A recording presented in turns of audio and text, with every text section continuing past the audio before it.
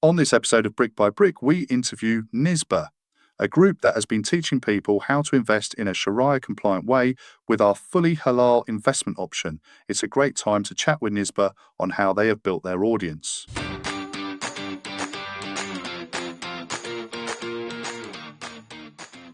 So let's have a little. Shall we have a little chat and we'll go through about you guys, all right? So about your personal story and how you managed to, or what you did to basically found the company Nisba. So what inspired you to create Nisba? Go ahead. Oh, what inspired me? I worked in finance for many years, traditional finance as a broker and investment banking, different parts. And really it was to do with religion. I think it's one of those things that if you're not very spiritual or you don't have your life aligned with the religion, it seems like a mad thing. All my colleagues at work would think, oh, you're a bit crazy doing this, leaving your full-time job to try and start a company which focuses on the Sharia compliant investing side of things. But that's really what it was for me. I wanted to move away from traditional finance into something in the Sharia compliant space. And in reality, there's not really any opportunities out there in the space to join an existing business, because there's only very few companies that operate. And my other issue was that because I've been working in the industry for 15 years and trained in something very specific, if I moved to the Sharia compliant industry, I'd start from the very bottom. And it's just difficult to do that as an employee. So I thought, why don't I roll the dice and try and start my own thing? I guess it's slightly different for me. I was really working in a career. I just wanted to do something on the side extra. And I came from a background of teaching, so I was like, I like the teaching element. We spoke about potentially a tutoring business. And then Ahmed was like, well, I'm already doing YouTube videos on finance. So we thought, okay, let's go, let's do this. It wasn't like we're going to try and build this big business. It was, let's try and do social media in the beginning, and let's try and educate some people along the way. And actually, the biggest thing that I had just had my firstborn around the same time that we were having these discussions. And I was coming to Ahmed every day, like, what can I do investments wise for him? Where can I put my money? What are the options? I didn't really know in terms of like Sharia compliant options. I'd previously done like stocks and shares and a little bit of property, but didn't know about the Sharia stuff. So I was just asking him, and I was like, we were just saying that most people probably don't know this stuff. So the more you can put it out there, the better. So from that perspective, then, when you said that you were initially looking at doing podcasts and YouTube videos, was to educate people? Yeah, I think from day one, it's a case of like, I came from a background of education, so I've always loved the education element. And Ahmed has done a few events, and the videos as well were a way of educating people in a nice, simple manner. So the whole, I think in the UK, what I've learned over the last couple of years is there are actually quite a few solutions for Muslims to invest in. Yes. In terms of Sharia compliant options. The issue is they don't know how they work or how to access them. So there's this big gap from customers to solution, and that big missing gap is education. And along the way, we found the more that we educate ourselves in them and practice and put our money into these different accounts, we're learning so much. And that kind of real life practical experience is what people want to see. They want to see that we put money in. They want to see, how does a platform work? Is it protected? Is it legitimate? Is it a real company? All that sort of stuff. Yeah, I can understand that. Yeah, because obviously you want to invest and be safeguarded, in effect. That one, your money's safe and you're going to get a return. Yeah, it's funny. Even some people were asking us about savings accounts. The most simple investment product there is, oh, how does it work? Is my money secure? Just different kinds of questions. And for me, it's like, yeah, it's a normal savings account. Yeah, it's protected under FSCS. And they're like, oh, what's FSCS? How does this work? How does that work? How can I get my money out? And you think all the information's there on the website. But some people really just want guidance and their hand held through the process, let alone if you're looking at something more complicated, like a platform that does venture capital or private equity or direct property investing or property financing. That adds a huge layer of complexity on top for that individual who's already struggling with a savings account. I think just the Sharia compliant thing just makes it a little bit more difficult sometimes. So in effect, people want to know, I'm going to put £10 in. At the end of that, I'm going to get X amount back. The savings accounts, people are like, okay, well, how do I go spend my money with the savings account in like Tesco's? You can't. It's a savings account. It's locked away. Exactly. But that kind of like knowledge is what we are trying to upskill. Okay. No, that's good. That makes perfect sense to me. So your background's in finance and education, in the sense that you're basically into producing the platform, into Nisba, yeah? I know you said you originally you did it as part time, or obviously yourself, you were doing it as full time. But as a more of a, not a hobby, but trying to help and educate people. Yeah, I think one of the things that we always said from the beginning is if we start with building a community of followers and we educate them along the way, whenever we come up with our multi-billion-pound idea, our unicorn, we will have a community there that will trust us, that will be following us, and we can then offer them something and they'll believe in it. So the idea was we didn't necessarily have like this great fintech platform that we could roll out. So along the way, we'll see what's out there. Let's go explore every single option that exists in the market. We'll review it. We'll have a look at it. We'll educate ourselves. We'll put money in. We'll test them out. We'll speak to people. And if we come up with something along the way, then great. And if not, then at least we've helped educate people. Always still a good idea. Yeah. Like we've learned a lot about property investing today. Yeah, it might be Nisba property. Yeah. We'll probably just take that. Just take a little I'll get Scott to give you a call later on. Yeah. Obviously, you can invest in Rise. warehouses. Yeah. Well, that's but the part and parcel really is. Yeah, that's is yeah. it's trying to educate people. I understand what it is and how they're going to get the money and the return, isn't it? Yeah, how the money's invested, how the structure works, just some complexities. Also, I think there is big trust issues as well in the Muslim community about different platforms. There's quite a few scams out there, and I think that's a bad thing because for Muslims, I feel like it's one of those things that it's very easy to trust someone as soon as they say they're Muslim as well. It's like you have that instant connection, but not every Muslim is a good guy. Some people are out there and they're doing dodgy things. And so sometimes you direct money to friends and family, someone who's recommended an investment somewhere in some place. And then all of a sudden the money disappears.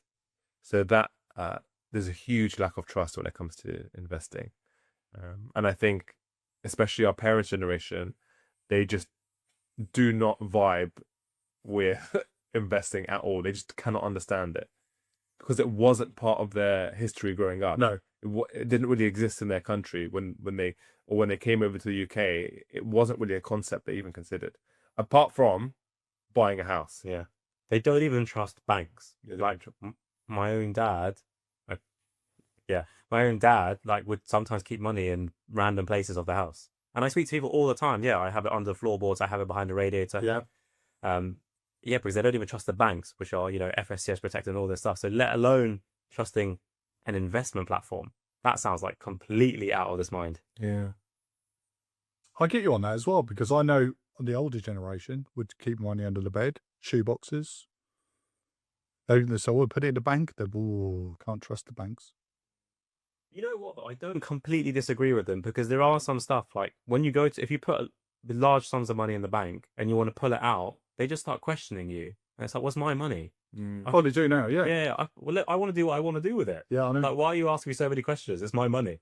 Well, even now you go to pay, you even want to go and pay someone online. Yeah. Can be £20. Are you sure? Yeah. Have you met this person? Do Yeah. you know these people? Yeah. No, cancelled. And then they bought your cards. Yeah. Can you walk me through the evolution of Nisba's offerings? So you obviously do the free tools and events to three-tiered, academy programs. Because we didn't have an idea where to start, we started off with the videos, just talking about different things that you can do, different things that you can invest in a very practical way as a Muslim, things that are Sharia compliant. And then we had people reaching out saying, "Oh, can you give me one-on-one coaching, or can you advise me on this and that?" And that's when we're like, okay, we can't advise and we don't do any kind of coaching. And then Adil and I looked at each other one day and we thought, well, people are asking for it. Why don't we offer it out? It wasn't a natural idea that we had at the beginning. We used to say to people, no, we don't do this. And that's when we developed the coaching, which is basically just education. So we take people through an education program where we teach them about Sharia compliant savings accounts, Sukuk funds, equity funds, different property investment platforms, commodities, and how to do it all in a Sharia compliant way. Of course, because we are not currently regulated, we don't tell people what to do. We don't advise them. We just tell them all the options and educate them how professional portfolio managers would construct a portfolio. And then they are left with the tools to go and do it themselves, which is great because I think in reality, after you've got the baseline information, it's actually not too difficult No. to construct a well-diversified portfolio.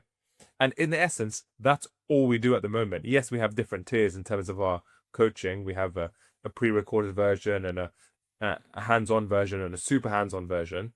But that's it. I think the next step for us is, based on what we've seen, is moving into regulated advice. So we going into regulated advice. You did do that in a you'd sort of position yourself to say, right, you'd look for investments for them to actually invest in. I think some people just don't want to do education. Even some people, we've talked to quite a lot. Some people have come to our events. Some people are not the education type. I sat with my friend in a car once. We were traveling for maybe 2 hours. Mm-hmm. I was telling him what to do or how to do it for about an hour and a half. Yeah. In the end, he said to me, "Look, Ahmed, I'm not a numbers guy. Can I not just give you money? You do it for me." And I said, "What have I been talking to you about for the past hour and a half?" Some people just want an advisor who they can give their money to, and they go and do the investment. Now, when we go out and look for investments, we're not looking for new opportunities like land to build on. We just find publicly available investments, be they equity funds, be they Sukuk funds, gold funds, savings accounts, and possibly even some direct property investments via platforms, not via ourselves. No. But putting that all together for them in a way that they don't have to think about it. So basically like Rise Capital. Exactly. Exactly. Essentially, it's always that thing, because we're not quite there yet. We don't actually know what we can do and what we can't do, but that's essentially the plan. Yeah, there's many people out there with just £50,000, £100,000 sat in a bank account, and they're like, I don't know what to do with it, and I don't even know where to start. And so those are the type of people that would be okay. You pay a fee, and then the advisor would invest it on your behalf. I know some of the money as well are just literally gaining very, very little on return. Yeah. I mean, Muslims don't take interest, and my dad keeps his money in a traditional bank account. And I said, "Oh, why don't you move it to an Islamic bank, a Sharia compliant bank?" Sure. Yeah. Don't trust them. Said, "So what do you do with interest?" He goes, "I give it to charity." All right, suit yourself. So and it's very common. There's no return, and obviously just inflation. Mm-hmm. Yeah, inflation has been a real killer past couple of years. Yeah, because obviously you just lose out on your effects on it. It's funny because the cost of taking the risk, people are so worried about, but they never really consider the cost of doing nothing. Yeah. And sometimes it's very, much more expensive to you to do nothing. So your goal moving forward is potentially to manage people's funds or people's investments? Because currently at the moment, like you said, you're just doing it as a learning platform and giving people advice, what they can and can't invest in and what they should look to invest in. Yeah, exactly. Giving people guidance. Advice is the thing. Advice is advice is the thing that's regulated. That's why. Yeah. We always call it guidance. Exactly. I think that's the natural way forward. Even though education is very nice, I think it's realistically, given that I do this as my full time now, I'm not doing it for the money, but it doesn't pay the bills. No. And I think it doesn't serve everyone's needs, because some people, they have the money, they just don't have the time to go through the education, or they don't want to do it. They just feel like this is not for me. So to help us serve a wider audience, we thought that would be a natural next step. Moving into financial services in the UK, for us who don't know anything about property, means that if you're going to build something around the investing side, it most likely has to be regulated. And that is so expensive. And the amount of people that you need on board and the time it takes is just insane. So the way Adil and I thought about it is that we always would follow the path of least resistance within financial services.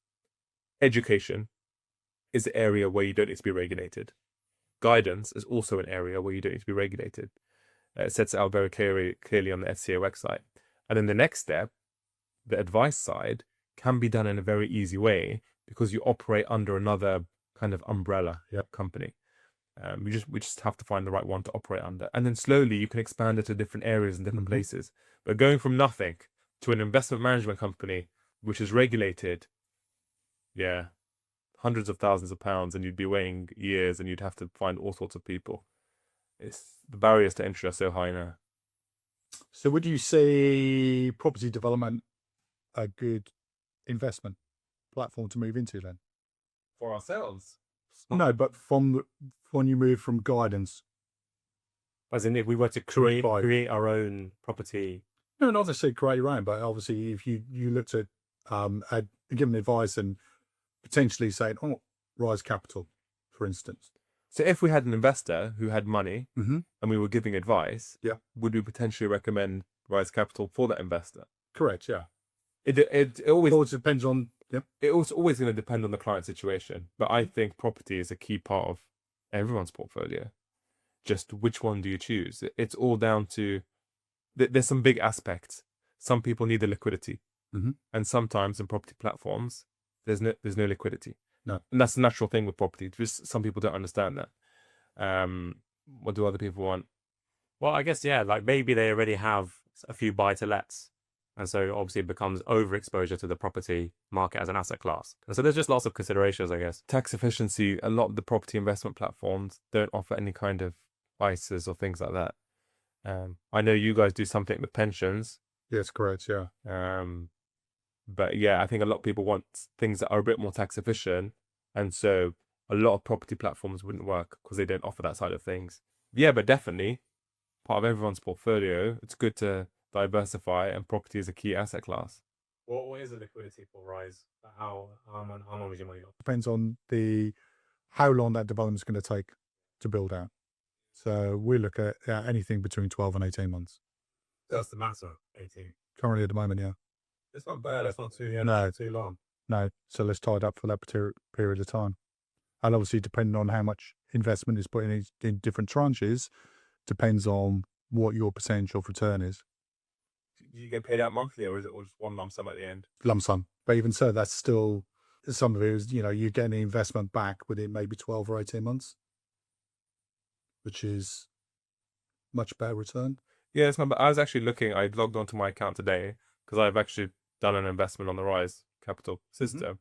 And they said, oh, you get your money back in sometime in 2026. I goes, oh, is it that short? Yeah. Because sometimes when I invest into property platforms, I just assume 5 years in my head. I know I must have read the document when I made the investment. You must. But I just forgot. I just forgot at the time. I was like, oh, is that what I'm getting on? It's quite good. Yeah, so you get a return back. Yeah. Might be a bit too technical for now, but I'm just wondering that gain that you get on your principal, how is it treated in terms of like tax? Is it a dividend or is it a capital appreciation? Dividend. I believe it's a dividend. Okay. Because in effect you're buying shares, so you should dividend on the SPV. So, yeah. Okay. Good to know. Yeah. No, those tax rates can be quite good. Mhm. Dividends, and there's a dividend allowance. How much is it now? Is it 500 or 2 grand? 500, I think. We'll have to check. Should know. Just edit the bit out what we say. Yeah, we don't know. 2,500. Yeah.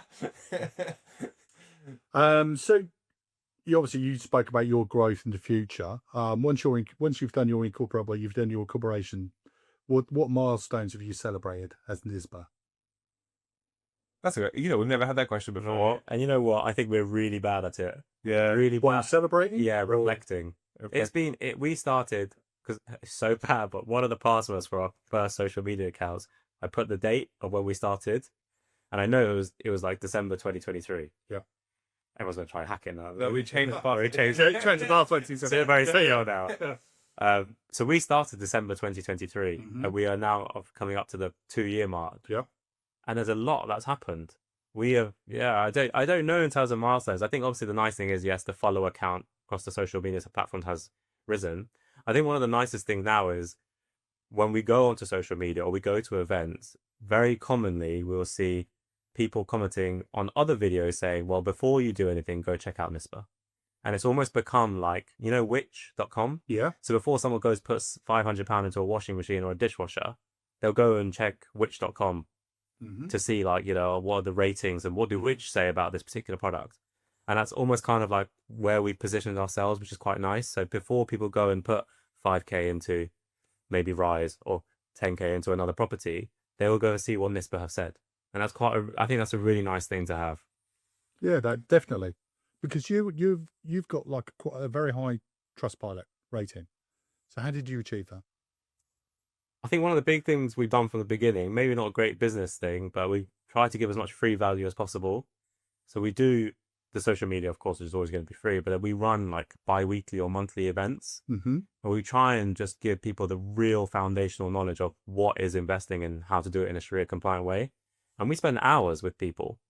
answering their questions, and it's all for free. Like, there's no like sale at the end of it. It's just completely free knowledge. And very often people are like, this is life changing. We have searched our whole lives. If you look on the Trustpilot, some people are like, for 10 years, I've been looking for this knowledge and I couldn't find it. Because the knowledge is out there technically for free, but we try to condense it in a really simple way. And I think that's where the nice thing in our backgrounds comes. So Ahmed has very, very high level of knowledge in this field, his CFA and, the RO 1 to 6 exams in terms of being a financial advisor. And then I've got the practical skills because I knew nothing. And so we've tried to like put it all together in a way that, if you do know nothing, you can grasp it very, very quickly. And I think that's where the Trustpilot reviews have come from. So you've combined obviously your knowledge with your educational background in teaching to basically take that knowledge and diversify it down to make it more simplified for the audiences to understand. Yeah, from really any age, the idea is it's super practical. It's not just this theoretical stuff that you can never apply to your life. It's really practical. These are the platforms that exist. These are the risks and reward. These are the different key points that you need to know when it comes to investing. Yeah, Adil used to tell me at the beginning, whenever I used to talk about funds, he's always like, no, explain what a fund is first before you talk about it. Because in my head, everyone knows what a fund is, but in reality, I know what a fund is because I studied at uni and I've been working in finance for 13, 14 years. But for people not in finance, you ask them what a fund is, they got blank faces. And that was at like the event we did in Stretta. Yeah. We asked the question, what's an equity fund? Don't know. Room full of people. They didn't know. So that's why when you come across property investment platforms, which talk about commodity murabaha, Sharia investment, SPV, GDV, all this stuff, people got no idea. No. They got no idea. If a 5 or a 6-year-old can't understand it, it's too high level. And that's not being like disrespectful to anyone. It's just, if it's not your main domain, like this is, people are busy. They have a busy life with family, kids, work. This stuff is all extra. And so they haven't spent the time learning it. No. And so if it's not easy enough for someone to quickly grasp, it's just gone. You lost them. And you lost opportunity. Yeah. But so many people want to get into investing, I think, because so many people talk about it now. From an uneducated perspective, they would talk about, oh, you see how much this guy made, and this guy's retired, and he's just... Social media is full of that stuff. Oh, look at my Ferrari and what I made from trading 1 hour a day. Yes. I've been playing games and look, I've got a Ferrari. Yeah. Well, no, that world doesn't really exist, does it? No, unfortunately. How do you envision Nisba evolving over the next 3 to 5 years? Have you got any new tools or partnerships or new markets that you think you're going to What's funny is move into? We had a discussion with a friend who has made a few successful businesses and sold them. Mm-hmm. And we sat down with him and he said to us, what do you guys actually want to achieve? As in, what would be success for you? And always in my head, because I've come from a finance background, it's quite competitive, very corporate, very, let's do better. So in my head, big business.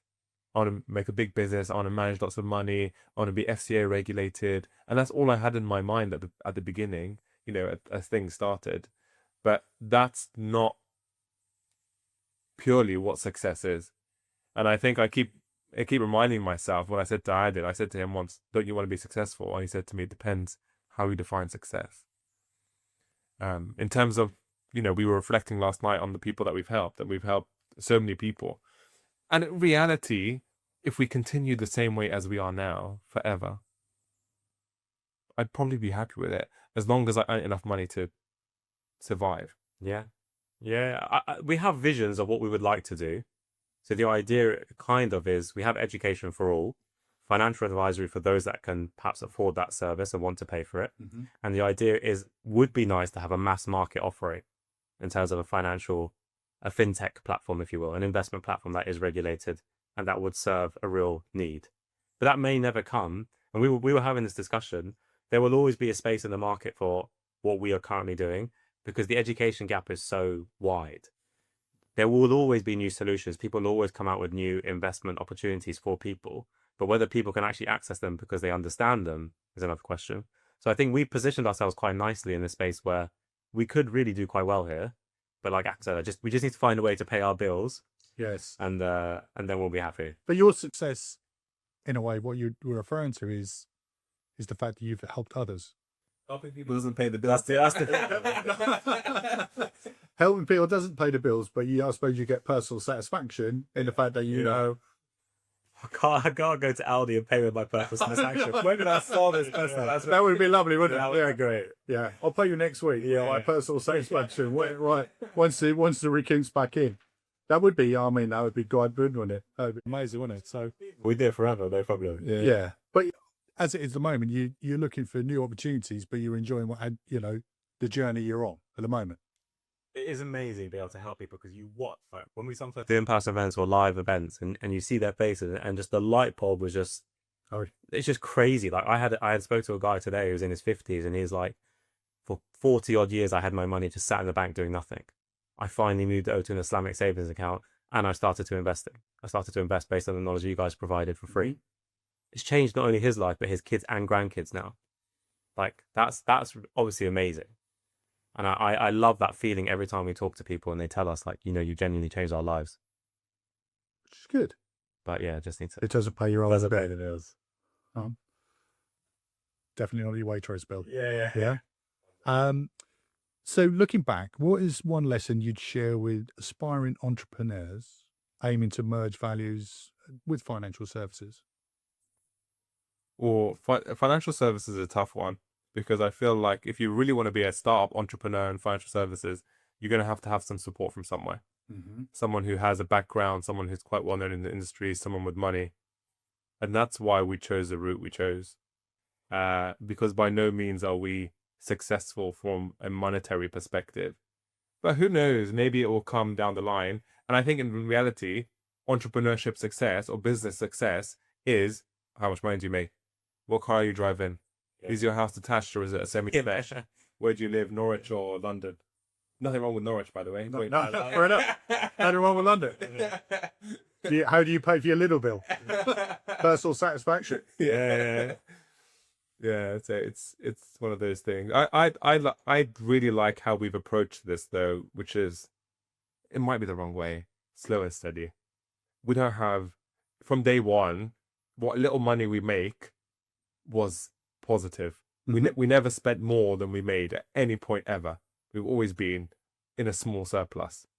Yes, we've had opportunities where we say, oh, shall we start doing this business or shall we start doing that? And we draw plans for this platform and we got commitments of $500,000 to invest. And then we thought, are we biting off more than we can chew right now? Obviously, we'd like to go down that path, but I think the nice thing is there are ways to do things in financial services that aren't required to be regulated. And sometimes it's nicer to go down that way first before moving into the regulated space, which is costly, timely, and a lot of headache. I think we want to do things in a way that is, in this space, reputation is everything. We don't want to go out and take people's money and build a platform that we believe is genuinely going to be good at potentially the risk of it blowing up and not working, because there's always such a high risk in business. So if we take the slower approach, hopefully it will work out in our favor, where we've continued to build on the reputation and maybe it doesn't give us the overnight success or the overnight riches, but we're still young. There's still time. You're young. Yeah, in the heart. So you've got, I mean, obviously you are reasonably successful because of the amount of followers you have. Do you see that increasing month on month as well? Yeah, actually, it has been quite positive. I mean, considering we really only started properly doing videos properly about a year ago, went from 0 to, I don't know, across our platforms, maybe just under 50,000. And I think, if you compare that to other people who like Mr. Beast or whatever, you'd say it's nothing. But all of our content has been so niche. If you look at the whole globe, you've got a large population of eyes on social media. But then if you look at Muslims, okay, you've now got a small fraction of that large population. And then you look at Muslims who are interested in finance, it's a tiny set of eyes that are truly interested. And I think we managed to capture quite a lot of them in quite a short period of time and continuously grow that. So I think that's been good. So how do you continuously grow your audience? I think introducing them to a lot of new stuff. What's quite frustrating is that sometimes you do think you need to introduce new stuff, but in reality, most people don't watch every single video that you put out. No. So we put out like 10 videos on a single platform before, and I asked someone, "Oh, have you heard of this platform? Who watches our channel?" He goes, "No, I've never heard of it." I was like, "Oh, well, I put out videos." It's just the reality of how, you know, social media works. But I think what really does well for us is being practical. Where other people have spoken about a Murabaha contract, we say, this is an Islamic equity fund. This is how it's performed. This is where you can buy it. It's super practical. This is the Nesta platform. This is the Curate Capital platform. This is our investment. I have made this investment to the platform. This is how it's performed over the past 6 months. And people love seeing you make money, and they love seeing you lose money. So you post that, people will eat it up. People like watching you lose money. People are nosy. They just want to see numbers. Yeah, They can see how many the numbers that you put in. They love it. Yeah. Make or lose. I guess as a man. Oh, how much money do you have? Is it 50 grand on that? Whoa. That's very, very interesting. So that's great. But no, I'd just like to thank you for your time. Thank you so much. Yeah, no, it's been a It's pleasure. been really good and very, very educational on your journey and how you think you're going to progress. Definitely, without a shadow of a doubt. Thank you so much, Paul. That's very good. Thank you very much. Thank you for your time. Thank you for your time.